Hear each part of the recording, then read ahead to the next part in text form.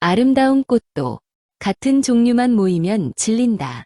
아래의 글은 엄상익 변호사가 엄 변호사의 못다한 이야기라는 블로그에 2024년 4월에 올린 글의 제목이 실버타운은 반은 천국, 반은 지옥 이라는 글에서 가져와서 클립다운의 무료 인공 목소리로 만들어서 많은 시니어 분들에게 알리고 싶어서 만들어 봤습니다.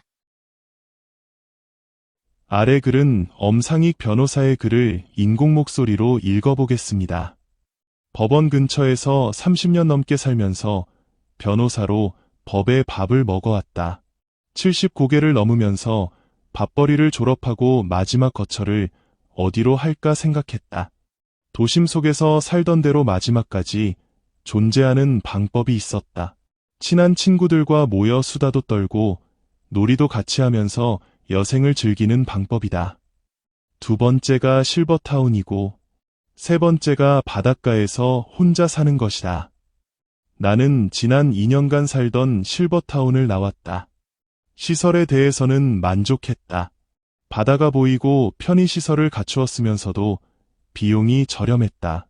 남들에게 보여주기 위한 화려함보다는 절제되고 소박하다고 느꼈다. 직원들에게서도 상업적인 미소가 아니라 진심을 느끼기도 했다.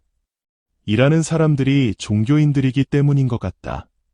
그들은 일이 수도 생활이라고 했다. 감사했다. 다만 문제는 이웃과의 소통이었다.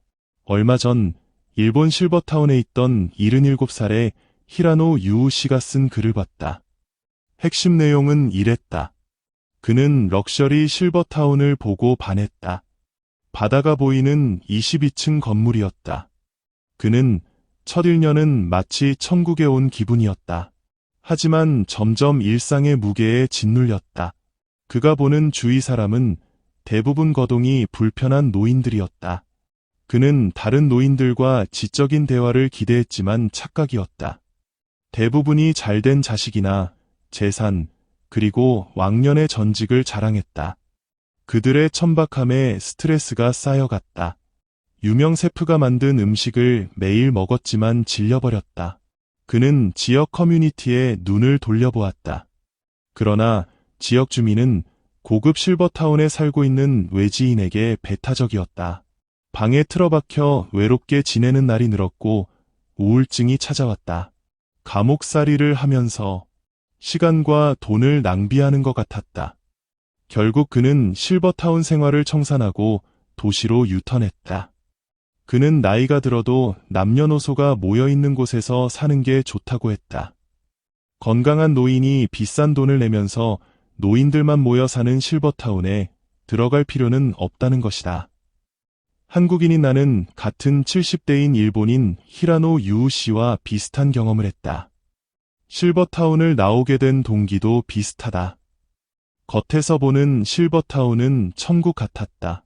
그러나 첫날 공동식당에 갔을 때 그 꿈은 바로 깨졌다. 식당의 공기는 어두운 회색이었다. 핏기가 없고 주름살이 가득한 노인들이 침묵 속에서 밥을 먹고 있었다. 밀차나 상지팡이를 짚고 오기도 하고 파킨슨병에 걸린 노인이 혼자 힘겹게 밥을 먹고 있기도 했다. 나는 갑자기 워킹데드라는 미국 드라마 속의 한 장면 속으로 들어온 것 같았다. 좀비 사회를 그린 드라마였다. 분명 그런 느낌이었다. 나의 경우는 음식이 점점 맞지 않았다. 주방을 맡은 여성이 정성 들여 시골 집밥을 만들어 주었다. 노인들을 위해 자극적이지 않도록 국과 반찬을 만들었다. 그러나 맵고 짠 음식에 길들여져 버린 내게 그 음식들은 입에 맞지 않았다. 맞추려고 노력했지만 되지 않았다. 바깥에 나가 식당에서 사 먹는 때가 많았다. 결론적으로 소통이 힘들고 밥을 사 먹으면 실버타운이 주상복합 아파트와 비슷하다는 생각이었다. 노인들에게 다가서면서 대화를 시도해 보았다. 90대의 한 노인은 그곳은 저승가는 중간에 대합실이라고 했다. 죽으려고 그곳에 들어왔다는 노인들도 여럿 있었다. 그들은 공감대가 형성되어 있지 않았다. 삶이 다르고 인생관과 가치관의 차이가 많은 노인들은 소통할 공통의 소재가 없었다. 인격 미달의 노인도 보였다. 인간은 늙어도 변하지 않았다. 노인 한 명이 흙탕물을 일으키기도 했다. 자식들은 부모가 천국에서 사는 걸로 착각하고 오지 않지만 노인들에게는 외로움의 지옥일 수 있었다. 그들은 고독과 완만한 죽음이 있는 외따로 떨어져 있는 화려한 무덤가에서 사는 것 같았다. 아름다운 꽃도 같은 종류만 모이면 질린다. 섞여 있어야 아름답다. 아무리 예쁜 꽃병이라도 시들어버린 꽃들만 가득 꽂혀 있으면 추하고 서글프다. 실버타운에서 그런 걸 느꼈다. 이제야 그때가 좋았다는 걸 알았다. 어린 시절 손자 손녀들이 병아리 때 같이 오골거리고 아빠 엄마들이 있고 집안 어른으로 할아버지 할머니가 있었다. 설날이면 온 가족이 모여 할아버지 할머니에게 세배를 하고 떡국을 나누어 먹었다. 이제 그 시절이 좋았던 걸 깨닫는다. 위의 글을 들어보니 아래와 같이 카톡으로 받은 좋은 글도 공유해보고 싶습니다. 아래는 카톡으로 받은 글입니다. 지금 와서 생각해보니 모두 부질없더이다.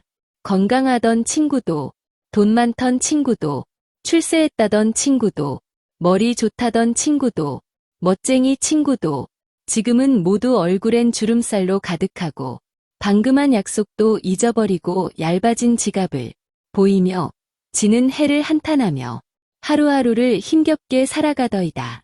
가는 세월 누가 막을 거고, 오는 백발 어찌 막을 건가. 청사는 날 보고 티 없이 살라 하는데, 어찌 티 없이 살 수 있단 말이오.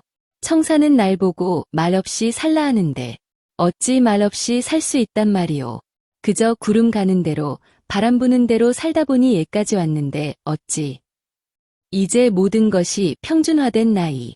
지난 날을 묻지도 말고 말하지도 말고 알려고 하지도 말고 따지지도 말고 앞으로 남은 세월 만날 수 있을 때 만나고 다리 성할 때 다니고, 먹을 수 있을 때 먹고, 베풀 수 있을 때 베풀고, 사랑할 수 있을 때 사랑하고, 봉사할 수 있을 때 봉사하고, 볼 수 있을 때 아름다운 것 많이 보고, 들을 수 있을 때 좋은 말 많이 하고, 듣고, 그렇게 살다 보면 삶의 아름다운 향기와 발자취를 남길 수 있지 않을런지?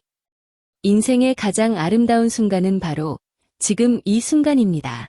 그리고 우리의 삶이 끝나고 호흡이 정지되면 육체는 흙으로 돌아가겠지요. 감사하며 기쁨으로 사는 것이 이 땅에서 누릴 수 있는 최고의 행운이지요. 정말 인생 80살까지 살면 90점이고 90살이면 100점이라고 평소에 공언해온 것이 타당함을 새삼 확인하는 것 같습니다.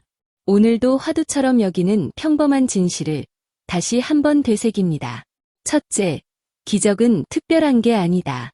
아무 일 없이 하루를 보내면 그것이 기적이다. 둘째, 행운도 특별한 게 아니다. 아픈 데 없이 잘 살고 있다면 그것이 행운이다. 셋째, 행복도 특별한 게 아니다. 좋아하는 사람과 웃고 지내면 그것이 행복이다. 하루하루가 하늘에서 특별히 주신 보너스 같이 생각됩니다. 오늘은 선물입니다. 하느님께서 나에게 특별히 주신 선물입니다. 오늘은 내가 부활한 날입니다. 어젯밤에서 다시 깨어났습니다. 70세부터는 하루하루가 모두 특별히 받은 보너스 날입니다.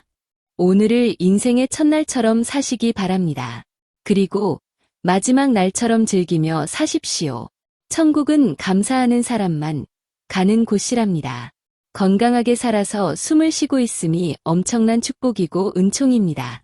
부디 매일매일 매사에 감사하며 즐겁고 행복한 시간들로 항상 기쁨이 충만한 생활하시기 바랍니다.